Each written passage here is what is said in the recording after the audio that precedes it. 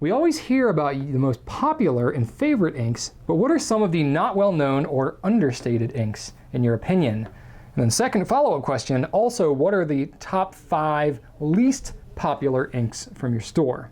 Okay, I'll start out with the popular ones and then we'll get to the unpopular ones. So first off, I just want to say I had kind of a hard time coming up with some inks because a lot of the ink that I talk about, I'm not trying to say this to sound like a big deal, but a lot of the inks that I end up talking about are no longer, you know, not well known or understated inks because I've got a little bit more reach now than I used to, and generally when I start to talk about something, it's because I'm very passionate about it. Usually it's because it's pretty solid ink and I enjoy it, and I think everybody else will too. So when I start to talk about inks like Diamine Marine and Pilot Iroshizuku Konpeki and things like that, they end up becoming not unwell known.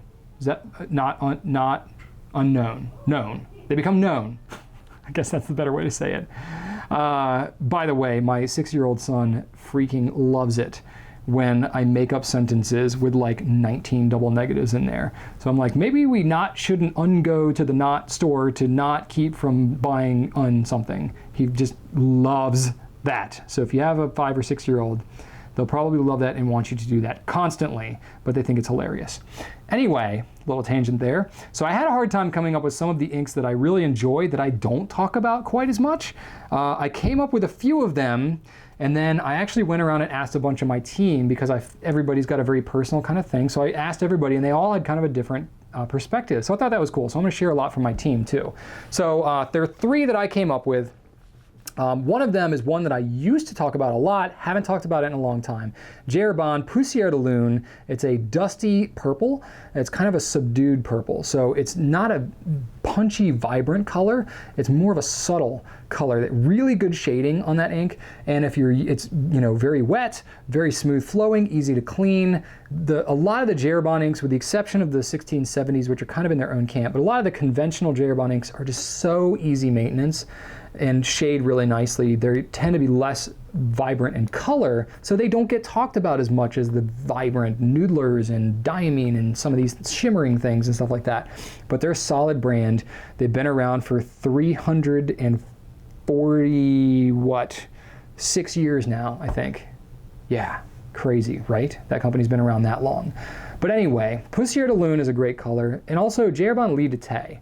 And the reason that I like Lie de Tay is for when you're going for kind of that vintage look. And what I mean by that is you think about like the old letters. Okay, a lot of them are like parchment paper and stuff, and they typically have black ink. But if you think about like an ink that's kind of aged over time and the paper is kind of yellowed and kind of a brown tone to it, it captures a lot of that in Lie de Tay. So it literally kind of looks like an old tea stain, which is where the name comes from. So if you're using that specifically on ivory paper, it just looks really good. Got kind of this subtle vintage flair to it. So that one's really nice too. And just these two in general, when you're going with colors that are less vibrant, it's got what I call a really nice readback. So what that means is if you're just writing a quick signature and it's punchy and it's all, you're signing your name on a piece of paper that is all black ink and you write it and it's got a punchy purple or something like that, it's really cool. But when you're writing a full page in a journal or something like that and it's all punchy bright color and it's on white paper especially, it can be kind of loud in your eyes, if that makes sense. I don't know what that means, but still, it can be like, can kind of hurt your eyes almost a little bit. But if you go with a subtler tone, it's not as flashy, but the readback is really nice. It's just easier on the eyes, it's more calming. So these inks, like Poussiere de Lune and Lie de Tay, have a better what I call readback.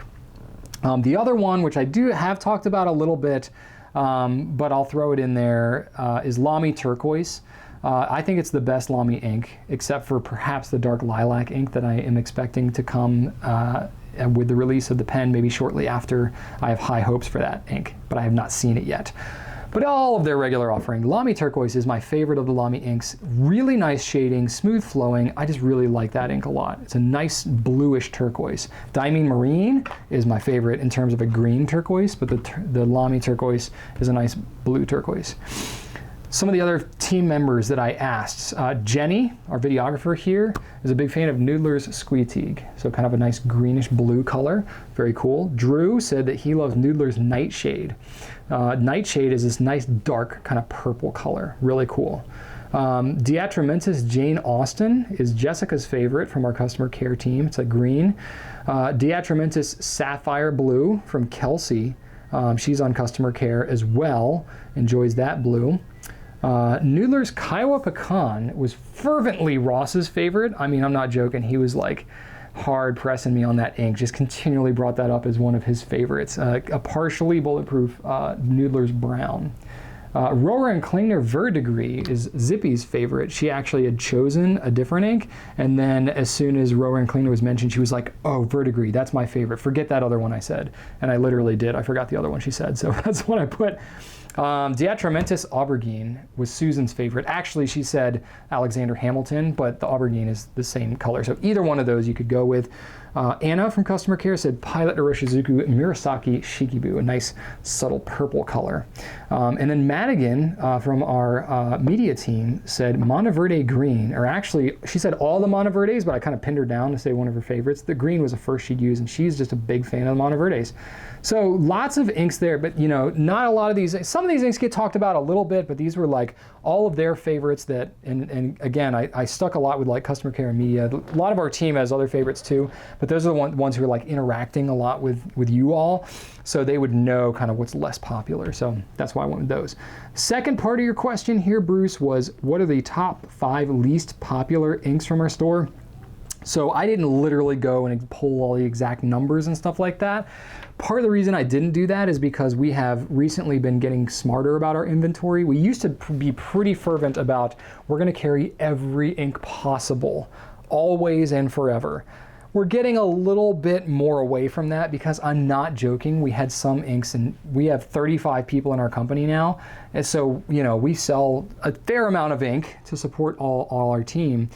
But if we literally had ink colors where we sold 2 bottles in a year, clearly we're not serving people very well by carrying that ink. It's just more if you have to sift through, more inventory to manage.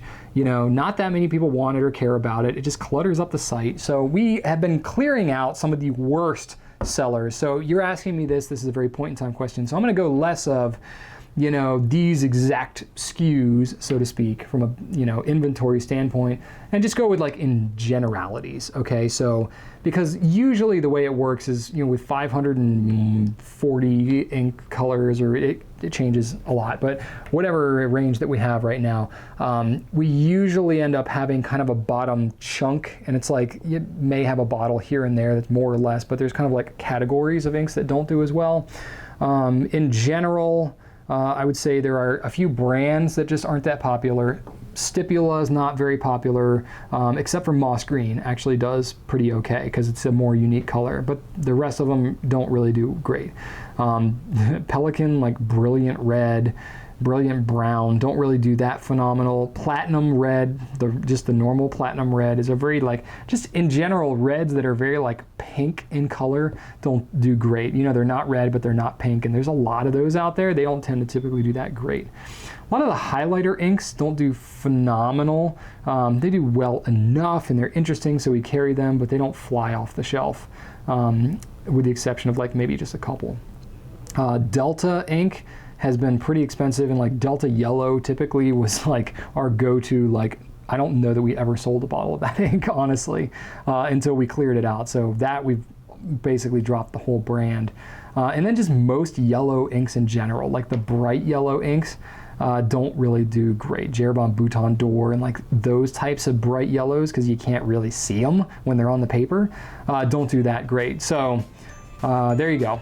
That gives you at least enough to kind of grab onto.